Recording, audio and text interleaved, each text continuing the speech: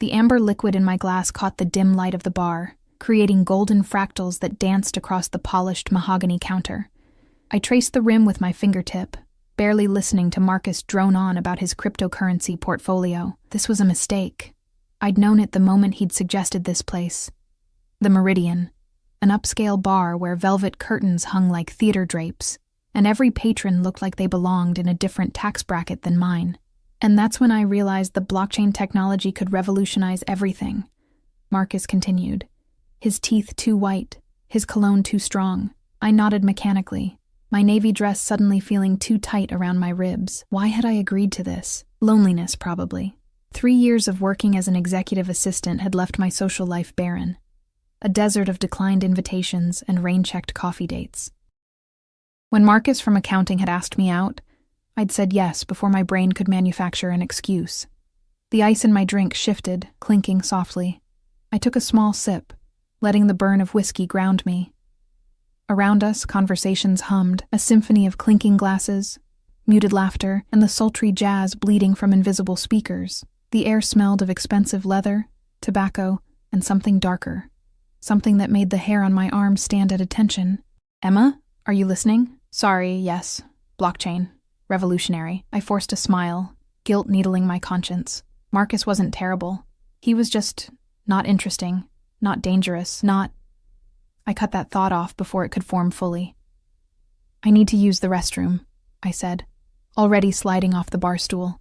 My heels clicked against the marble floor as I navigated through the Thursday evening crowd. The bathroom was a sanctuary of white marble and gold fixtures, and I braced my hands against the sink, staring at my reflection. My brown eyes looked tired. Shadows beneath them betrayed too many late nights at the office, too many hours spent organizing someone else's life while mine collected dust. I adjusted my dress, reapplied my lipstick, a deep red that I'd bought on impulse, and never had the courage to wear until tonight. You're fine, I whispered to my reflection. Normal people go on normal dates. But even as I said it, something twisted in my stomach, a warning. A premonition. When I emerged from the bathroom, the atmosphere had shifted.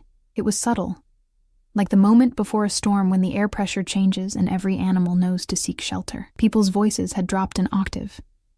Eyes darted toward the entrance, and then I saw why. He stood near the bar's entrance, and the world seemed to rearrange itself around him. Dante Moretti, my employer, my boss for the past 3 years, the man whose coffee I prepared, whose meetings I scheduled, whose secrets I kept locked behind my teeth. He wore a black suit that probably cost more than my annual rent, tailored so precisely it looked like a second skin. His dark hair was pushed back, revealing the sharp architecture of his face. All angles and shadows, beautiful in the way a blade is beautiful. Dangerous. Precise. 2 men flanked him, hulking figures in dark clothes whose eyes constantly scanned the room.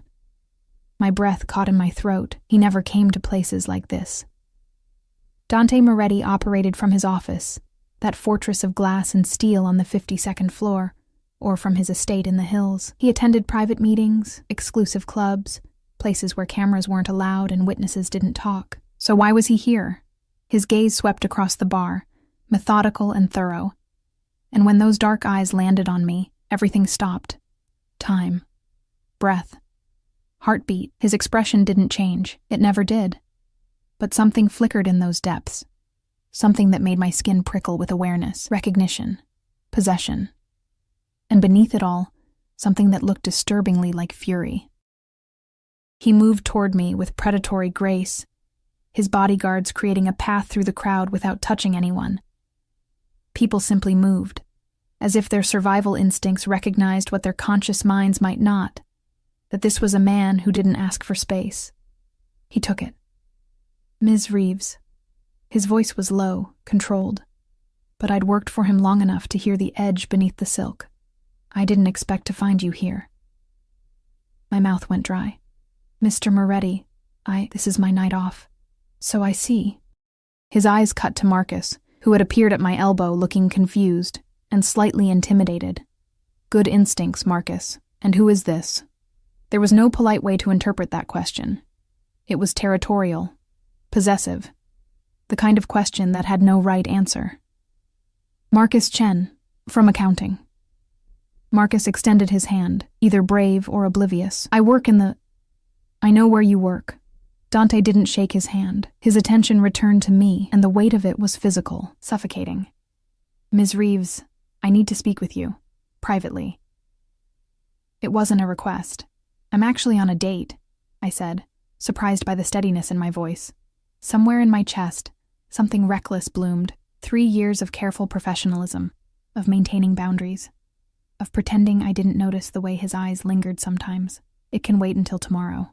The temperature in the immediate vicinity dropped 10 degrees. One of Dante's bodyguards shifted closer, but Dante raised one finger, barely a movement, and the man froze. That was the thing about Dante Moretti. He didn't need to yell. He didn't need to threaten. His power was in the quiet, in the absolute certainty that he would be obeyed. A date. He repeated the words like they tasted wrong. His jaw tightened, the only sign of emotion crossing that controlled facade. You went on a date. It wasn't a question. It was an accusation. Yes. I lifted my chin, even as my pulse hammered against my throat. Is that a problem? We need to discuss your schedule for tomorrow. His words were clipped, precise. There have been changes that require interrupting my personal time. Something dangerous flashed in his eyes. Your personal time is my concern when it affects your performance. My performance has been exemplary for 3 years. The words came out sharper than intended. Maybe it was the whiskey. Maybe it was the way Marcus was standing there like a confused spectator at a tennis match. Maybe it was 3 years of swallowing everything I felt whenever Dante looked at me with those unfathomable eyes. Exemplary. He stepped closer, invading my space with the confidence of someone who owned every room he entered. The scent of him. Sandalwood, and something darker, something that made me think of midnight and bad decisions, wrapped around me. And yet here you are, making questionable choices. Questionable? My hands clenched into fists. Going on a date is questionable? With him? Dante's gaze flicked to Marcus with such withering dismissal that I actually felt sorry for the man. Yes. Marcus cleared his throat. Look, maybe I should... That would be wise, Dante said, still looking at me. No. I turned to Marcus, guilt and anger warring in my chest. Marcus, I'm so sorry. This is inappropriate and unprofessional, and you don't deserve... It's fine. Marcus was already backing away, his survival instincts finally kicking in. We can reschedule. Or not. Yeah, he practically fled toward the exit. I watched him go, my jaw tight enough to crack teeth. When I turned back to Dante, the fury I'd been suppressing for 3 years finally found its voice. That was completely out of line, was it? He moved even closer, forcing me back against the bar. His bodyguards positioned themselves to block us from view, creating a pocket of privacy in the crowded space. You want to discuss what's out of line, Emma? He never used my first name. Never. It was always Ms. Reeves, maintaining that professional distance, that careful boundary between employer and employee.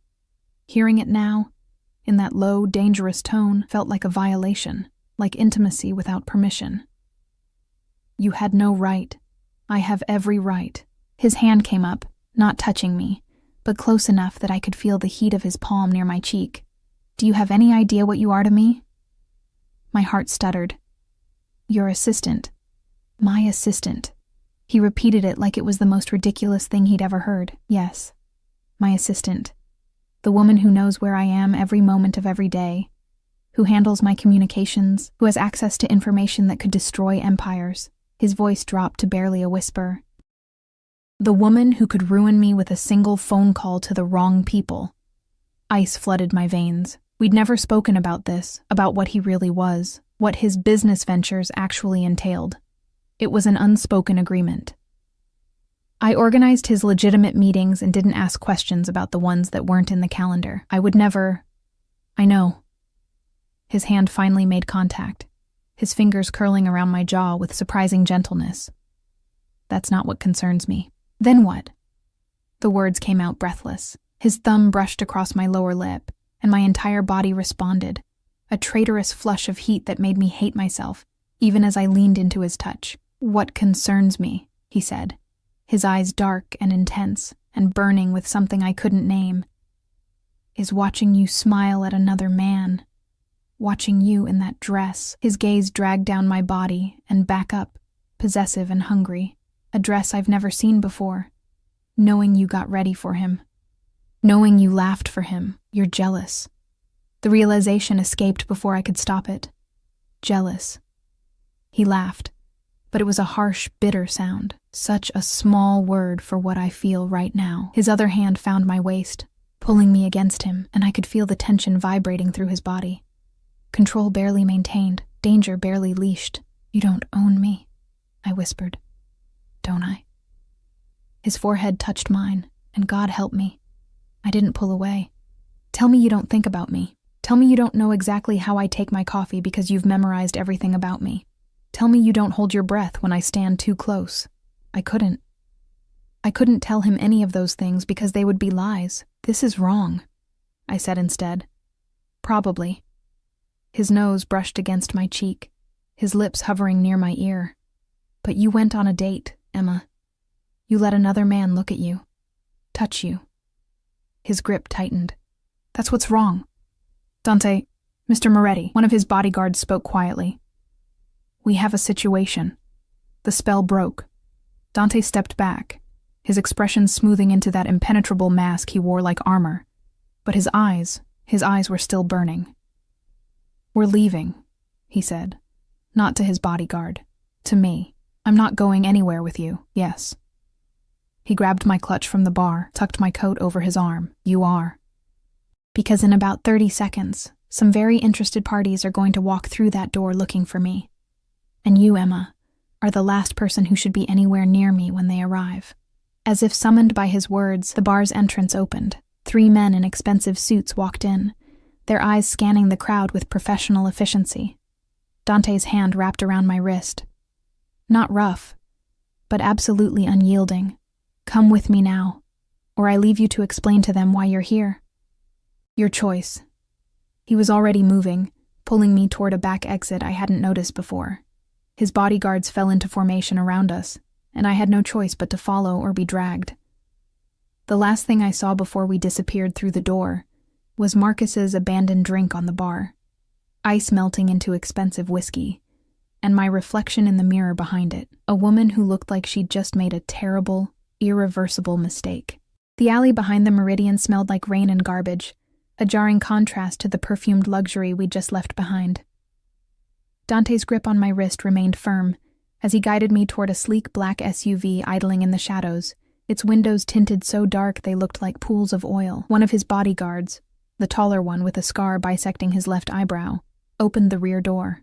Dante released my wrist only to place his hand on the small of my back, guiding me inside with a gentleness that contradicted the steel in his movements. I slid across butter-soft leather seats, my heart hammering so hard I was certain everyone could hear it. Dante followed, settling beside me with predatory ease. The door closed with a solid thunk that sounded unnervingly like a vault sealing shut. Drive, Dante instructed. The privacy screen was already up, separating us from his men in the front. The vehicle pulled smoothly into traffic, and suddenly I was trapped in a confined space with the man I'd spent 3 years trying not to think about outside of office hours. The interior lights were dim, casting his face in sharp relief. All shadows and angles, beautiful and terrifying in equal measure. Who were those men? My voice sounded steadier than I felt. No one you need to worry about. He was texting rapidly on one of his phones, his jaw tight, provided you do exactly as I say. Anger flared bright and hot in my chest, burning away the fear. I'm not one of your soldiers, Mr. Moretti. You can't just... Can't what? He pocketed his phone, his full attention swinging to me like a spotlight. Can't protect you? Can't remove you from a situation where your presence could get you killed? Killed? The word stuck in my throat. You're being dramatic. Am I?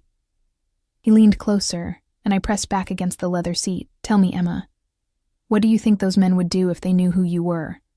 If they realized the woman sitting at that bar, looking absolutely... His gaze raked over me again, devastating, was the same woman who processes my financial transactions. Who knows my schedule? Who could testify about my whereabouts on any given day? The implications settled over me like a wet blanket. Heavy. Suffocating. They'd use me against you, I whispered. Or they'd eliminate you to eliminate the liability. His fingers found a strand of my hair that had escaped its careful styling, twirling it between his fingers. Do you understand now why I don't permit you to be visible? Why you work from my private office? Why you're not listed on any company directory? Why I've spent 3 years keeping you hidden? You never explained. I shouldn't have to. His voice hardened. You're intelligent enough to read between the lines, to understand what it means that half my meetings aren't on the books, that certain phone calls get routed through encrypted lines, that men who look like they could snap necks with their bare hands follow me everywhere. I swallowed hard. I told myself it was just security, that successful businessmen need protection, and the rest? His thumb brushed my cheekbone, a touch so gentle it made my chest ache. The parts you chose not to think about? I chose to keep my job. The admission felt like defeat, to pay my rent, to not ask questions. Smart girl. But he didn't sound pleased. He sounded resigned. Yet not smart enough to stay away from public places, not smart enough to avoid drawing attention to yourself. I can't live in a cage. The words burst out before I could stop them. I can't spend my entire life invisible because you've decided I'm some kind of liability. You're not a liability. His hand cupped my face, forcing me to meet his eyes. You're a vulnerability. My vulnerability. And in my world, that's infinitely more dangerous. The SUV turned sharply, and I grabbed the door handle to steady myself. Outside, the city lights blurred into streaks of gold and red. We were heading away from downtown, toward the hills where estates sprawled behind gates and security cameras. Where are we going? Somewhere safe. He released my face, but his hand found my knee, his palm warm through the thin fabric of my dress. My home. No. I tried to shift away, but there was nowhere to go. Take me to my apartment. Your apartment with the broken lock on the lobby door. The one where anyone could walk in and find apartment 4B. His fingers tightened on my knee. Absolutely not. How do you know my lock is broken? His silence was answer enough. You've been watching me. It wasn't a question. The realization should have terrified me. Instead, it sent a confusing thrill down my spine. For how long? Since the day you walked into my office 3 years ago, wearing a dress 2 sizes too big and shoes with worn heels, and told me you'd be the best assistant I'd ever had. A ghost of a smile touched his lips. You were right, incidentally. That's not an answer. It's the only answer you're getting. The SUV slowed, approaching a gate flanked by stone pillars. The gate swung open silently, apparently expected, and we drove through onto a winding driveway lined with manicured hedges. Dante Moretti's estate emerged from the darkness like something out of a Gothic novel, all stone and glass and sharp modern lines, lit from within by golden light. It sprawled across the hilltop, commanding a view of the entire city below. I'd scheduled deliveries here, arranged for contractors, even organized a charity gala in the gardens last spring, but I'd never been inside, never crossed the threshold from professional distance into personal territory. I can't be here, I said, panic rising in my throat. You can. You will. The SUV stopped beneath a portico, and Dante's door was immediately opened by another bodyguard. This one shorter, stockier, with eyes that missed nothing. You'll stay here tonight where I know you're safe. Tomorrow we'll discuss arrangements. Arrangements? But he was already exiting the vehicle, extending his hand to help me out. I stared at that hand, elegant fingers, calluses on the palm that suggested he did more than sign papers and make phone calls, a silver ring on his right hand engraved with symbols I didn't recognize. Taking his hand felt like accepting something I couldn't take back. I took it anyway. His fingers closed around mine, warm and sure, and he pulled me out into the cool night air. The scent of jasmine hung heavy in the darkness, mixed with the chlorine tang of what I assumed was a pool somewhere in the shadows.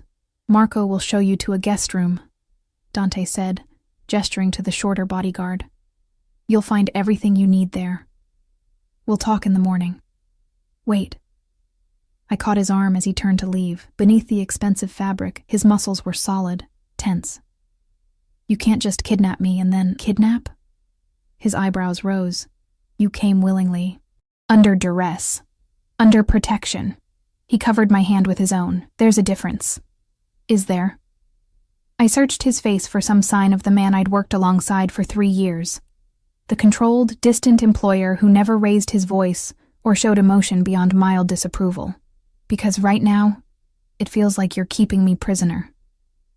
Something shifted in his expression. Softened. He lifted my hand to his lips, pressing a kiss to my knuckles that sent heat racing through my veins. If I wanted to keep you prisoner, Emma, you'd be in my bed right now, not in a guest room with a door that locks from the inside. His breath ghosted across my skin. But I'm trying to be a better man than my instincts want me to be, so go with Marco. Rest. And in the morning, we'll discuss why you felt the need to parade yourself in front of strangers when you know, you've always known, that you belong to me. He released my hand and disappeared into the house before I could form a response. Marco cleared his throat diplomatically. This way, miss. I followed him in a daze, my mind spinning.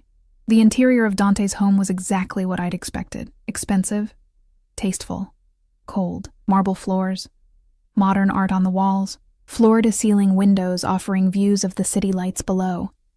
Everything perfect, everything controlled, like the man himself. Marco led me up a curved staircase to the second floor, down a hallway lined with closed doors. He stopped at one near the end, pushing it open. You'll be comfortable here, he said in accented English. Italian, probably. Most of Dante's inner circle had been with him since he emigrated from Sicily 15 years ago. If you need anything, there's a phone by the bed. Dial 0. Marco? I stopped him before he could leave. Those men at the bar. How dangerous are they? His expression remained carefully neutral. Dangerous enough that Mr. Moretti left a meeting to get you out of there. Dangerous enough that you shouldn't have been there in the first place. He paused. He's not trying to control you, miss. He's trying to keep you alive. He closed the door softly, leaving me alone in a room that was larger than my entire apartment. A king-sized bed dominated one wall, dressed in white linens that probably cost more than my monthly salary. French doors opened onto a balcony. An ensuite bathroom gleamed with marble and chrome. I kicked off my heels and walked to the balcony, pushing open the doors. The night air was cool against my flushed skin. Below, the city spread out like a carpet of stars, beautiful and distant and impossible to touch. My phone buzzed in my clutch. I'd forgotten I even had it. Marcus Chen. Hope you're okay. That was intense. Maybe we should just stay colleagues. I almost laughed. Poor Marcus. He'd wanted a simple date, and instead got pulled into whatever dark orbit surrounded Dante Moretti.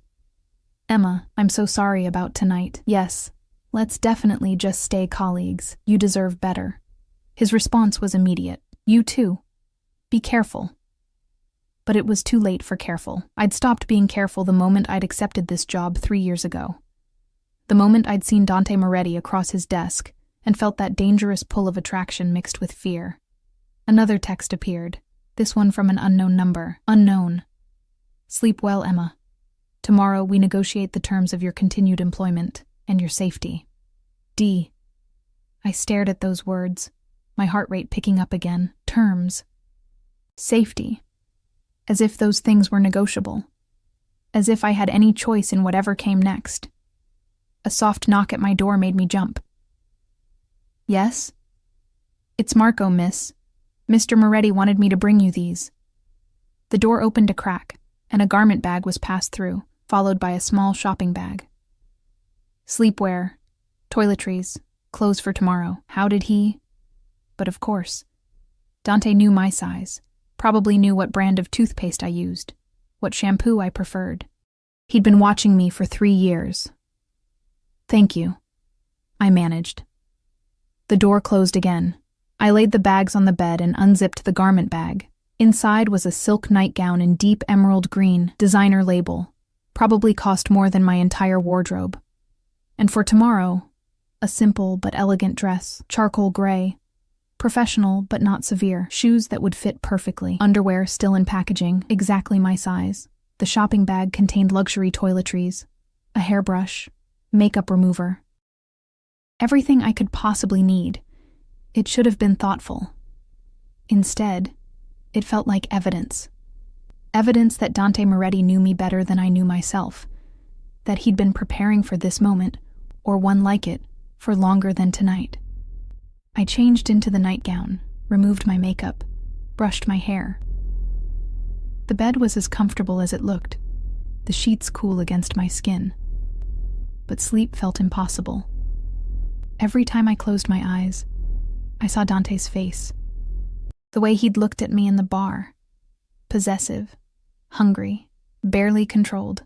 The way his hand had felt on my skin.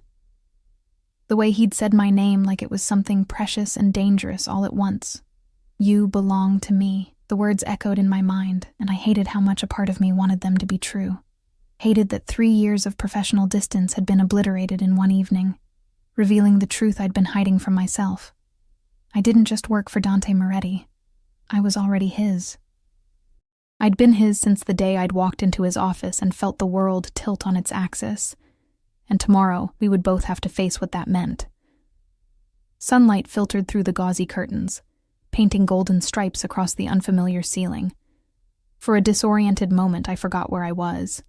Then memory crashed back, the bar, Dante's possessive grip, this gilded cage masquerading as a guest room. I sat up, my hair tangled around my shoulders, the silk nightgown twisted from a restless night of fractured sleep. The clock on the nightstand read 7:47 a.m., Friday morning. I should have been in the office by now, brewing Dante's first espresso of the day, reviewing his schedule, maintaining the careful routine we'd built over 3 years. Instead, I was in his home, wearing clothes he'd provided, trapped in a situation I didn't fully understand. A soft knock interrupted my spiraling thoughts. "Miss Reeves?" A woman's voice, accented and polite. "May I come in?" "Yes." The door opened to reveal a woman in her 50s, dressed in simple black pants and a crisp white shirt. Her gray hair was pulled into a neat bun, and her dark eyes assessed me with the efficiency of someone who'd spent a lifetime in service. "I'm Teresa, Mr. Moretti's housekeeper. He asked me to let you know breakfast is ready when you are." She set a tray on the dresser, coffee, orange juice, a croissant that smelled like it had just been baked. "He's in his study. Third door on the left downstairs." "Thank you." I wrapped my arms around myself, suddenly aware of how thin the nightgown was. "Teresa, can I ask you something?" Her expression remained professionally neutral, but something flickered in her eyes. Understanding, maybe. Or pity. Does Mr. Moretti bring women here often?" "Never." The word was immediate, definitive.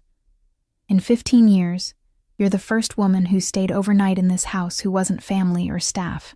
She moved toward the door, then paused. "He's not what people think, miss. He's not easy. But he's not cruel. Whatever he's done, whatever rules he's broken, it's because he believes he's protecting you." She left before I could respond. I showered in the marble bathroom, using products that smelled of lavender and vanilla. The dress Dante had provided fit perfectly. Of course it did. The shoes were Italian leather, broken in just enough to be comfortable. Even the makeup in the shopping bag matched my usual palette. It was unnerving, being known so completely by someone I'd tried to keep at arm's length. I braided my damp hair over one shoulder and steeled myself. Time to face whatever negotiation Dante had planned. The house was quieter in daylight, but no less imposing. My footsteps echoed on marble as I descended the staircase. Somewhere, I could hear voices. Teresa speaking rapid Italian to someone, water running, the distant hum of what might have been a vacuum, normal household sounds in a house that was anything but normal. I found the study easily. The door was ajar, and through it, I could see Dante sitting behind a massive desk, his attention fixed on a laptop screen. He'd changed from last night's suit into dark slacks and a charcoal sweater that made him look younger, less intimidating, almost human. Then he looked up, and those dark eyes pinned me in place, and I remembered exactly what he was. Predator, possessor, man who'd declared I belonged to him without asking if I agreed. "Come in." He closed the laptop, giving me his full attention. "Coffee?" I had some upstairs. I stepped into the study, keeping the desk between us like a barrier. "We need to talk about last night." "I agree." He leaned back in his chair, studying me with an intensity that made my skin prickle, starting with why you felt the need to go on a date with someone completely unsuitable. Heat flooded my cheeks. Marcus is perfectly suitable. He's nice. He's normal. He's boring. Dante stood, rounding the desk with that fluid grace that always made me think of big cats. Dangerous. Beautiful. Deadly. He's beneath you in every possible way. Intelligence. Ambition. Passion. You don't know anything about him. I know he works in accounting. I know he drives a 7-year-old sedan and lives in a studio apartment in a mediocre neighborhood. I know he spent 15 minutes talking about cryptocurrency while you looked like you wanted to die. He stopped in front of me, close enough that I had to tilt my head back to meet his eyes. I know he's nothing like what you actually want. And what do I want? The challenge escaped before I could stop it. His hand came up, fingers threading through my braid, tugging just enough to make me gasp. You want someone who sees you, who knows that you take your coffee with too much cream and you bite your lip when you're concentrating, who notices when you wear a new perfume or stay up too late reading. His thumb traced my lower lip. You want someone who's been watching you for 3 years, memorizing every detail, falling deeper into obsession with each passing day. My breath caught. Dante, you want someone who'll burn the world down before letting anyone hurt you. His forehead touched mine, his voice dropping to a rough whisper. Someone who left a meeting with men who could end my empire because I saw you sitting in a bar with another man and couldn't think of anything except getting you away from him. That's not healthy. No. His laugh was dark, self-deprecating. It's really not. But it's honest, which is more than you've been giving me. I pushed against his chest, needing space, needing air. He let me retreat, but his eyes tracked my every movement, predator watching prey. I've been perfectly honest. I'm your assistant. That's all I've ever been. Liar. The word was soft but cutting. You think I don't notice how you hold your breath when I stand too close? How your pulse jumps when I say your name? How you find excuses to touch my hand when you pass me documents? I don't. 3 months ago you wore a perfume you'd never worn before. Something with jasmine. I complimented it, and you've worn it every day since. He moved closer again, backing me against a bookshelf. 2 months ago, I had a nightmare. I woke up shouting. You were at your desk outside my office. You'd stayed late to finish a project, and you came in without knocking. You didn't ask questions. You just sat beside me until my breathing steadied. I remembered that night, remembered the vulnerability in his eyes, quickly masked. The way his hand had found mine in the darkness. That's called being a good assistant. That's called caring. His hands braced on either side of my head, caging me in. And last night, when I touched your face, you leaned into it. When I pulled you close, you didn't fight. You melted. Stop. My voice cracked. Why? Because the truth is uncomfortable? Because you've spent 3 years pretending you don't feel what I feel? His nose brushed against my neck, inhaling deeply. Jasmine, you're wearing it now. Dante, this can't happen. I pressed my palms against his chest, feeling his heartbeat thundering beneath the expensive fabric. You're my employer. There are rules. Rules. He pulled back enough to look at me, and the expression on his face was somewhere between amusement and frustration. Emma, I break rules for a living. I operate in spaces where laws are suggestions and morality is negotiable. And you're worried about workplace ethics? Someone has to be. Tears pricked my eyes, unexpected and unwelcome. Someone has to maintain some kind of boundary, because if I don't, if I let myself feel what I cut myself off, horrified by what I'd almost admitted. His eyes softened. What? Nothing. Emma. My name was a caress, a command. Finish the sentence. No. Coward. But he said it gently, his thumb catching a tear that had escaped down my cheek. Fine. I'll say it first. I'm in love with you. I have been for longer than I want to admit. And last night, watching you smile at another man, I realized I'm done pretending I can keep you at a distance. The world tilted. You can't be in love with me. Why not? Because... I gestured helplessly, searching for words that felt big enough for this moment. Because you're Dante Moretti. Because you're powerful and dangerous and completely out of my league. Because I'm just what? Just the woman I trust with my life? Just the person who knows me better than anyone? Just the reason I come to the office even when I could work from anywhere? His hands cupped my face, forcing me to see the truth in his eyes. You're not just anything, Emma. You're everything. A knock at the study door shattered the moment. We broke apart, or rather, I pulled away while Dante remained still, his jaw tight with irritation. What? His voice was sharp enough to cut glass. Marco opened the door, his expression apologetic. Boss, we have a problem.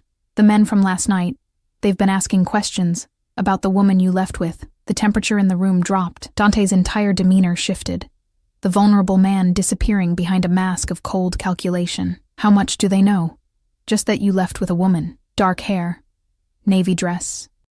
They're checking security footage from the bar and surrounding businesses. Then we need to move faster. Dante turned to me, his expression unreadable. Emma, I need you to listen very carefully. Those men work for the Valentino family. They're competitors, enemies, and if they figure out who you are, they'll use you against me. How?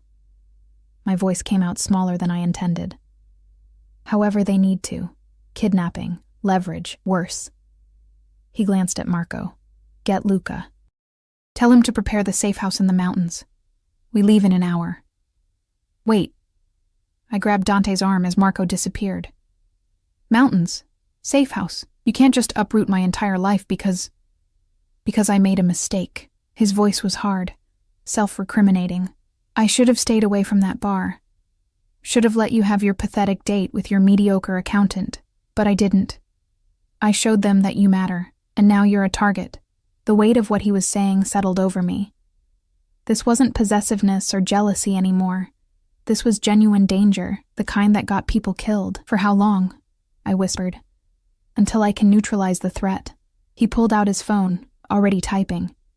Could be days, could be weeks. I have a life, Dante, an apartment, bills to pay. I can't just vanish. Your rent is paid through the end of the year. Your utilities are on auto pay. Your phone will work anywhere. He didn't look up from his screen. I've been preparing for this possibility since the day you started working for me.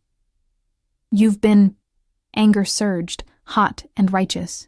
You arrogant, controlling... Yes. He finally met my eyes. All of those things, but also alive, and determined to keep you the same way.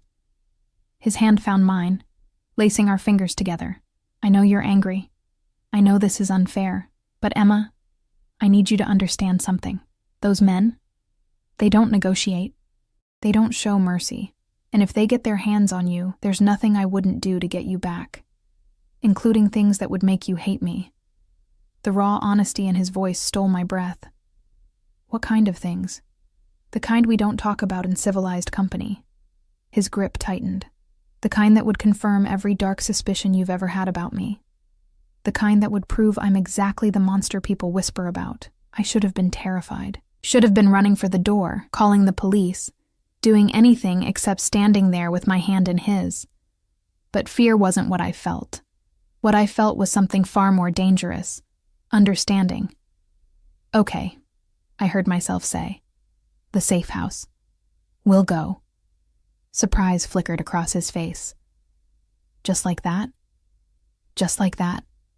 I squeezed his hand, making a choice I knew I couldn't take back. But Dante, when this is over, when I'm safe and those men aren't a threat anymore, we're going to have a very long conversation about boundaries and consent and what a healthy relationship actually looks like. A real smile crossed his face, transforming him into someone younger, lighter. So there's going to be a relationship? I haven't decided yet, but I was smiling too. Despite everything. Ask me again when we're not running for our lives. He pulled me close, pressing a kiss to my forehead that felt like a promise. Deal. The safe house was a misnomer. It was actually a sprawling cabin nestled in the mountains 3 hours north of the city, surrounded by pine trees and silence so complete it felt like another world. Modern architecture disguised as rustic charm. Floor-to-ceiling windows, exposed beams, a stone fireplace that dominated the main living area. We'd driven in convoy, Dante and me in the back of his SUV, Marco and Luca following in a second vehicle. The journey had been tense, filled with phone calls in Italian that I only partially understood, and long stretches of heavy silence. Now, standing in the main room while late afternoon light slanted through the windows, I felt the reality of my situation crystallize. I was alone with Dante Moretti in the wilderness, with only his bodyguards as witnesses to whatever happened next. "There are 3 bedrooms upstairs," Dante said, shrugging off his jacket. Beneath it, I caught the outline of a shoulder holster, a gun. Of course he carried a gun. "Take whichever you prefer. Marco and Luca will patrol the perimeter and monitor security feeds. We're completely off the grid here." Off the grid meaning no internet? The question came out sharper than intended, my nerves fraying. "Satellite internet. Encrypted. And your phone works, but every call is routed through secure channels." He moved to the kitchen, all stainless steel and black granite, and opened the refrigerator. "Teresa had the place stocked. Are you hungry?" I wasn't. My stomach was twisted in knots, but I nodded anyway, needing something to do with my hands, some way to feel normal in this profoundly abnormal situation. Dante pulled out ingredients with surprising efficiency: fresh pasta, tomatoes, basil, garlic. He moved around the kitchen like he belonged there, rolling up his sleeves to reveal forearms corded with muscle and scattered with scars I'd never seen before. "You cook?" I perched on a bar stool, watching him with fascination. My grandmother insisted all her grandchildren learn. Said a man who couldn't feed himself was useless. A ghost of a smile touched his lips. She had strong opinions about most things. Had? She passed 5 years ago. Heart attack. Quick. She would have wanted it that way. He set a pot of water to boil, then started dicing garlic with practiced precision. "She's the one who raised me after my parents died. Taught me everything important." This was more personal information than Dante had shared in 3 years. I leaned forward, hungry for details, for anything that would help me understand the man behind the impenetrable facade. "How old were you when they died?" 12. The knife moved steadily, rhythmically. "Car accident." Or that's what the police said. My grandmother never believed it. She thought... He stopped, his jaw tightening. She thought it was the Valentino family. Revenge for some business disagreement my father had with them. The same family whose men were at the bar last night. Yes. He scooped the garlic into a pan, added olive oil.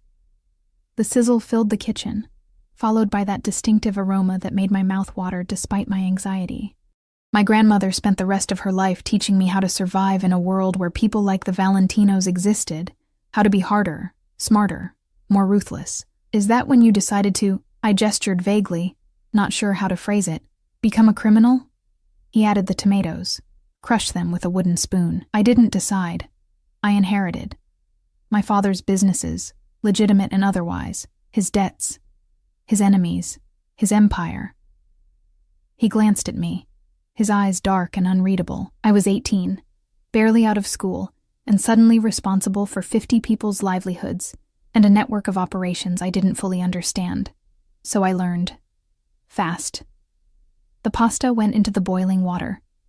Dante added basil to the sauce, tasted it, adjusted the seasoning. Every movement was controlled, competent, like everything else he did. "Why are you telling me this?" I asked quietly. "Because you should know who I am. What I am." He turned off the heat, faced me fully.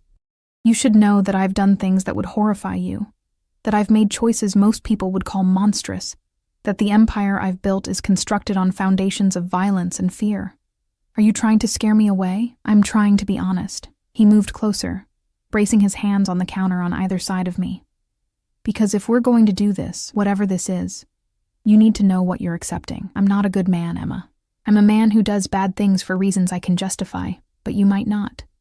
I reached up, touching the line of his jaw, feeling the scratch of stubble beneath my fingertips. "And if I said I don't care, then I'd call you a liar." But his eyes had darkened with something that looked like hope. Or dangerously naive. "Maybe I'm neither.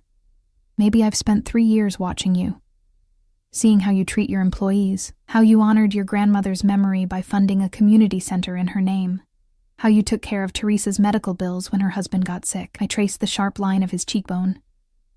Maybe I've seen enough to know that you're more complicated than good or bad. His hand covered mine, pressing my palm against his face. You're going to destroy me, or you'll destroy me. Never. The word was fierce, absolute. I'd burn my entire empire to ash before I'd let anything hurt you. He kissed me then, and it wasn't gentle. It was desperate, claiming 3 years of suppressed desire compressed into one moment. His hands tangled in my hair, tilting my head back, and I opened for him, tasting garlic and frustration, and something sweeter underneath. I'd imagined this moment more times than I wanted to admit, late nights alone in my apartment, Dante's voice still echoing in my ears from some phone call or meeting, but imagination hadn't prepared me for the reality, for the way he consumed me, like I was air, and he'd been drowning. When we finally broke apart, both breathing hard, his forehead rested against mine. "The pasta's going to be overcooked," I whispered. "I don't care." But he pulled away, retrieving the pot from the stove with shaking hands. "Actually, I care. My grandmother would haunt me if I ruined perfectly good pasta." The absurdity of it, discussing pasta after a kiss that had rearranged my molecular structure, made me laugh. Real laughter. The kind that released tension and fear and left something lighter in its wake. Dante smiled, a real smile that crinkled the corners of his eyes and made him look almost boyish. "There she is." "Who?" "The woman who laughed at my terrible jokes during your interview, who wasn't intimidated by me even when she should have been." He drained the pasta, tossed it with the sauce. "I knew I was in trouble the moment you smiled at me." "Trouble?" "The kind that makes a man rethink his entire life." He plated the food, slid one across to me along with a fork and napkin. "Eat. You barely touched breakfast." The pasta was perfect. Al dente, the sauce rich with tomato and basil and garlic. I ate mechanically at first, then with genuine hunger, until my plate was empty and I felt almost human again. Better? Dante had barely touched his own food, watching me instead. "Yes." I set down my fork. "Thank you. For cooking. I gestured vaguely at everything. Not being a complete monster about this situation. The night's still young, but his tone was teasing, not threatening. As if summoned by the mention of night, the sun began its descent, painting the sky in shades of orange and purple. The temperature dropped, and Dante moved to start a fire in the massive fireplace. Soon, flames crackled and danced, casting golden light across the room. I curled up on the leather sofa, watching him work. He'd removed his holster, the gun now locked in a safe, he'd told me, and looked almost domestic in his sweater and slacks, tending the fire like this was a normal evening in a normal relationship. Except nothing about this was normal. "What happens next?" I asked when he joined me on the sofa, maintaining a careful distance that felt both respectful and frustrating. "After this threat is dealt with, depends." He stretched his arm along the back of the sofa, his fingers playing with the ends of my hair. "On what you want. I want the truth. All of it." I turned to face him. "I want to know exactly what you do. Who you really are. What being with you would actually mean." He was quiet for a long moment, staring into the fire. When he spoke, his voice was low, measured. "I run a network of operations throughout the city and beyond, some legitimate, real estate, restaurants, import-export, some less so.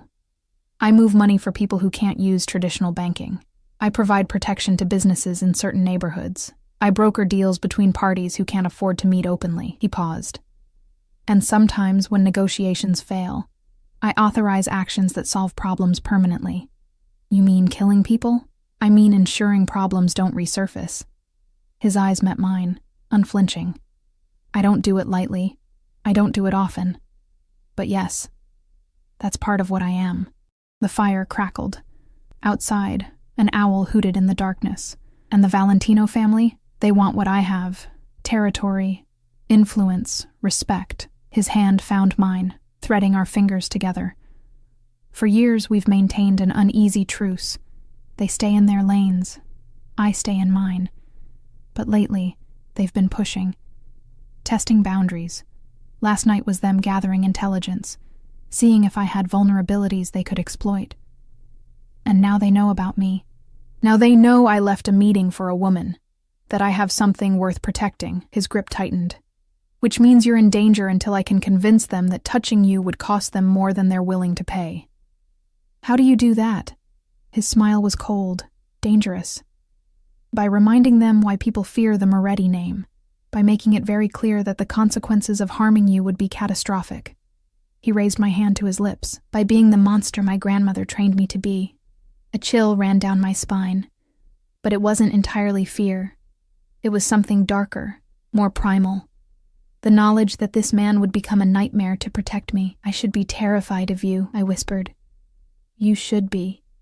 His thumb traced circles on my palm. Any sane person would be running right now. Then maybe I'm not sane. I shifted closer, closing the distance between us, because all I can think about is how much I want you to kiss me again. Emma. My name was a warning and a prayer. If I kiss you again, I'm not going to stop. Then don't stop. Something snapped in him. His control, maybe, or his resolve to be a gentleman. He pulled me into his lap, his hands gripping my hips as his mouth found mine. This kiss was different from the first. Deeper, hungrier, edged with the promise of what came next. I straddled him, my dress riding up, my hands buried in his hair. He made a sound low in his throat, his fingers digging into my flesh hard enough to leave marks. 3 years, he gasped against my neck. 3 years of watching you, wanting you, telling myself I couldn't have you. You have me now. I pulled back enough to look at him, to see the desire burning in his eyes. If you want me. If. He laughed, the sound rough. Emma, wanting you is the only thing I'm certain of anymore. He stood, lifting me with him like I weighed nothing. I wrapped my legs around his waist as he carried me toward the stairs, his mouth never leaving mine. Tomorrow, we'd deal with threats and danger, and the complicated reality of what we were becoming. Tomorrow I'd ask more questions, demand more answers, figure out how to navigate a relationship with a man who lived in the shadows. But tonight was for burning away 3 years of distance, for crossing every line we'd been too careful to approach, for discovering what it meant to belong to Dante Moretti in every possible way. He laid me on a bed in the master bedroom, his body covering mine, and as his hands began their exploration, I felt the last of my resistance crumble. I'd chosen this, chosen him. Whatever consequences came next, I would face them, but first, I would have this moment, this night, this man who looked at me like I was worth more than his empire.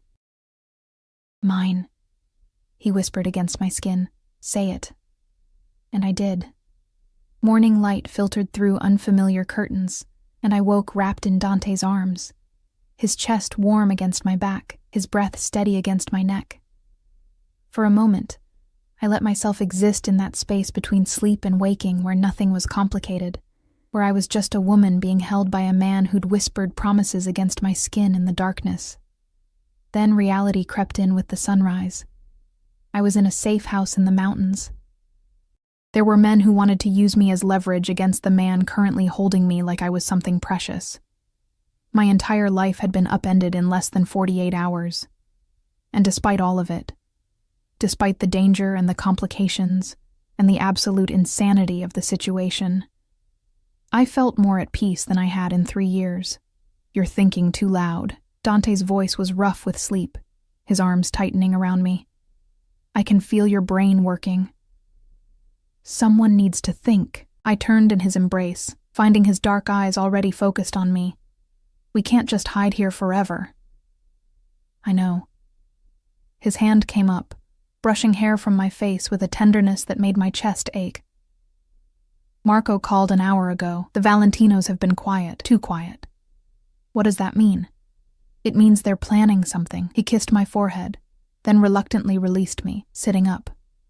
The morning light painted his bare torso in gold, highlighting old scars I'd traced with my fingers in the darkness, each one a story, each one proof of a life lived on the edge of violence. But it also means we have time. Time to be strategic instead of reactive. I pulled the sheet around myself, suddenly aware of my nakedness in the harsh light of day. Last night had felt inevitable, right? Now, watching Dante transition from lover to strategist, I felt the weight of what we'd done settle over me. What are you planning? A meeting. He reached for his phone on the nightstand, already scrolling through messages. Neutral territory, me and Giovanni Valentino, face to face. That sounds dangerous. It is. He glanced at me, his expression softening. But it's also necessary. I need to make him understand that you're not a viable target, that the cost of touching you is too high. And if he doesn't agree, then we go to war.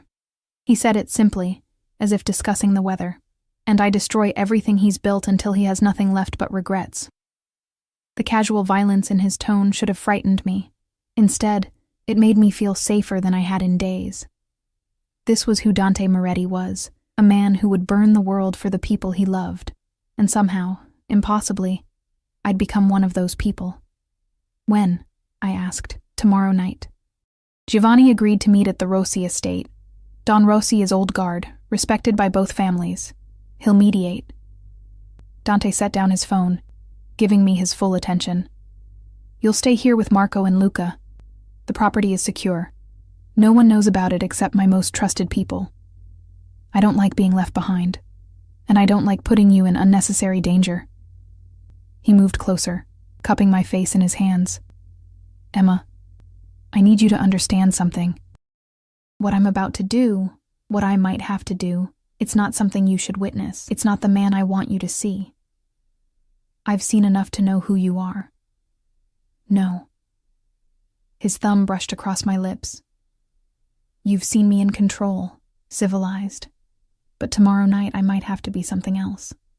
Something that proves I'm willing to do whatever it takes to protect what's mine. The possessiveness in his voice sent a shiver down my spine. Not fear. Something more complicated. Promise me you'll come back. Always. He sealed the promise with a kiss that tasted like devotion and danger in equal measure. I've spent 3 years falling in love with you. I'm not about to lose you now. The rest of the day passed in strange domesticity. Dante worked from the cabin's home office, fielding calls and video conferences while I explored the property with Marco as my shadow. The mountains stretched endlessly in every direction, pine trees and pristine snow creating a landscape so beautiful, it felt unreal. We had lunch together, sandwiches Teresa had packed, eaten on the deck while watching birds flit between branches. Dante told me stories about his grandmother, about growing up in Sicily before coming to America. I told him about my childhood in foster care, about the series of temporary homes that had taught me to pack light and expect nothing permanent. Is that why you never put down roots? He asked, his hand finding mine across the table. Why your apartment barely has furniture? Why you never talk about long-term plans? Maybe. I laced our fingers together. Or maybe I was just waiting for something worth staying for. And now? Now I'm terrified. The admission came easier than I expected. Terrified that I've tied myself to something, someone who could disappear at any moment, that I'll wake up one day, and this will all have been a dream, not a dream. He pulled me into his lap, wrapping his arms around me like he could shield me from the world through sheer force of will. A risk. A gamble. A choice to believe that what we have is worth fighting for. Even if fighting means people get hurt. Even then. His voice was steady, certain. Because the alternative, living without you, going back to that careful distance, that would hurt worse than anything the Valentinos could do to me. That evening, Dante cooked again. This time, I helped, chopping vegetables while he prepared chicken and risotto. We moved around the kitchen like we'd done this 1,000 times, anticipating each other's movements, comfortable in the shared space. You're good at this, I observed, watching him stir the risotto with patient precision. Cooking? Domesticity, being normal. I set down my knife. It's strange seeing you like this, so different from the office. In the office, I'm Mr. Moretti, the boss, the man who can't show weakness or uncertainty. He tasted the risotto, adjusted the seasoning. Here, I can just be Dante, the man who's hopelessly in love with his assistant and has no idea what he's doing. You seem pretty confident to me. I'm terrified. He turned to face me, and for once his mask was completely gone. Terrified that I'll fail to protect you, that my world will destroy what we're building, that you'll wake up one day and realize you deserve better than a man with blood on his hands. I crossed to him, framing his face with my hands, forcing him to see the truth in my eyes. I'm not going anywhere. Whatever happens tomorrow, whatever comes next, we face it together. That's what partners do. Partners. He tested the word, a slow smile spreading across his face. I like that. Good. I kissed him softly, because you're stuck with me now. We ate dinner on the floor in front of the fireplace, plates balanced on our laps, talking about everything and nothing. He told me about plans for the legitimate businesses, about wanting to transition more operations into legal territory. I told him about my dream of going back to school, maybe getting a degree in business management. I'll pay for it, he said immediately. No. I shook my head. If I do this, I do it myself. On my terms. Stubborn. You love it. I really do. He set aside his plate, pulling me close. Everything about you, your stubbornness, your strength, the way you refuse to be intimidated even when you probably should be. We made love again that night, slower this time, savoring each touch, each whispered confession. And when we finally fell asleep tangled together, I felt something I'd never felt before. Home, not a place. A person. This dangerous, complicated, impossible man who'd somehow become essential to my existence. Morning came too quickly. Dante was already awake when I opened my eyes, dressed in a dark suit, his expression serious as he checked his phone. It's time? I asked, sitting up. Soon. He came to the bed, sitting on the edge, his hand finding mine. Marco will stay with you. Luca comes with me. If anything goes wrong, if you don't hear from me by midnight, Marco has instructions to take you somewhere safe. New identity, new life. Don't. I squeezed his hand hard enough to hurt. Don't talk like you're not coming back. I'm being realistic, then be realistically optimistic. I pulled him down for a kiss that tasted like desperation and hope. Come back to me. That's an order. Yes, ma'am. His smile was genuine, if tinged with sadness. I love you, Emma Reeves. In case I haven't said it enough, you haven't. I touched his face, memorizing every detail, so you'll have to come back and say it 1,000 more times. Deal. The hours after Dante left crawled by with agonizing slowness. Marco tried to distract me with conversation, with offers of food I couldn't eat, with reassurances that everything would be fine. But all I could do was watch the clock and wait. 8 o'clock. The meeting was starting. 9 o'clock. Still no word. 10 o'clock. My phone remained silent. By 11. I was pacing the living room like a caged animal, my imagination conjuring increasingly horrible scenarios. Dante bleeding out in some warehouse. A betrayal, an ambush. All the ways this could go wrong. Miss Reeves, you need to sit down, Marco said gently. The boss knows what he's doing. Does he? I rounded on him. Or is he so focused on protecting me that he's making himself vulnerable? Marco's expression softened. He's been preparing for this confrontation for years, since before you came into his life.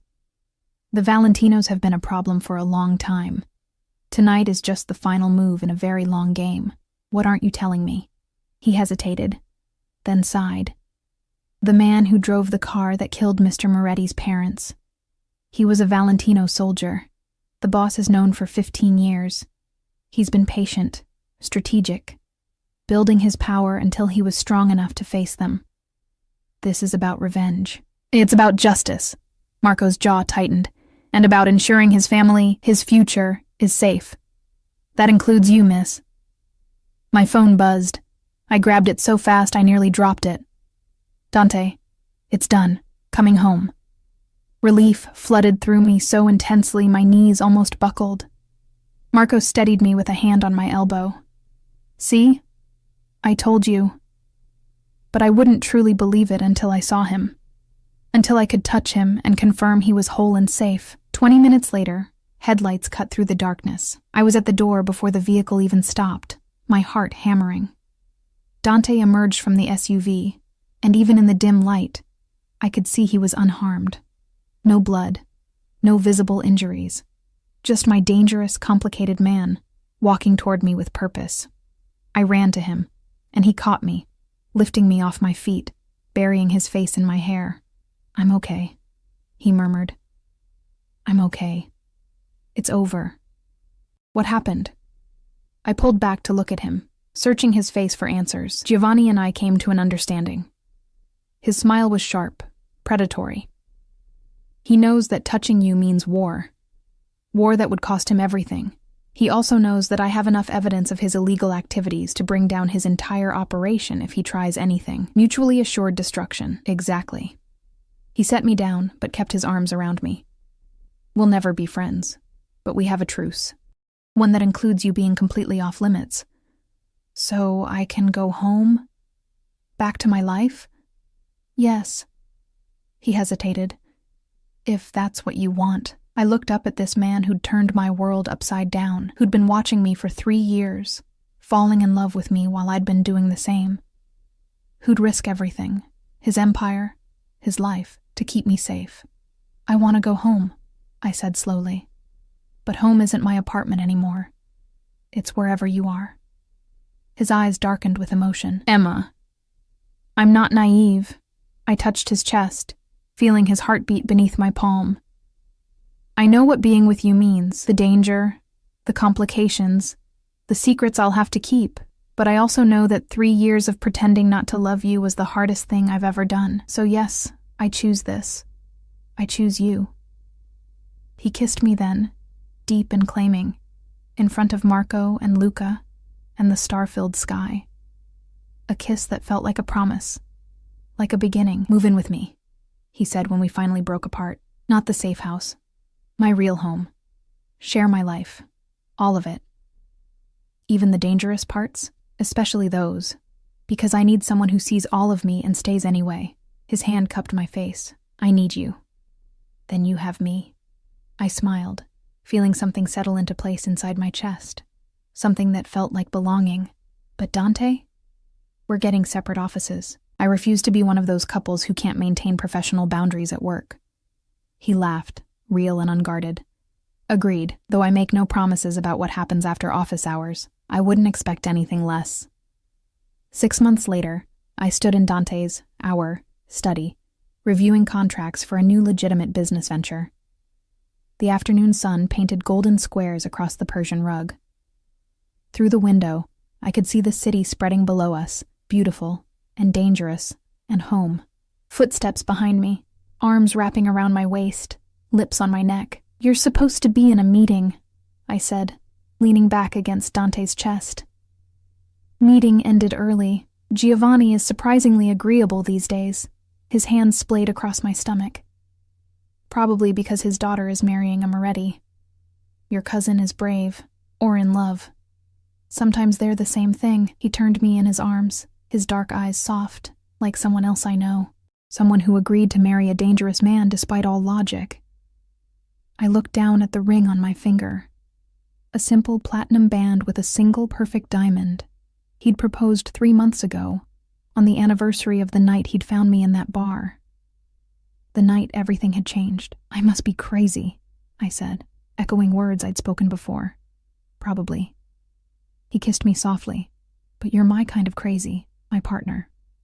My home. And your assistant. That too." His smile was wicked. "Though you're absolutely terrible at maintaining professional boundaries." "Me?" I laughed. "You're the one who locked your office door yesterday and—" "Details." He cut me off with another kiss. "Irrelevant details. Outside, the city hummed with life. Somewhere, people were making deals and breaking rules and living in the gray spaces between right and wrong. Somewhere, the Valentino family was plotting their next move. Somewhere, danger waited. But here, in this moment, with Dante's arms around me and sunlight warming my skin, I felt nothing but certainty. I'd made my choice. I'd chosen the dangerous man with the dark past and the complicated present. I'd chosen love over safety, passion over predictability, a life that would never be boring or simple. And I'd do it again, 1,000 times over. "I love you," Dante whispered against my hair, in case I haven't mentioned it in the last hour. "I love you too." I pulled back to look at him, this man who was mine in every way that mattered. My jealous, possessive, overprotective mafia boss. Your fiancé, he corrected. That too. He smiled, and in that smile, I saw our future. Complicated, dangerous, beautiful, perfect.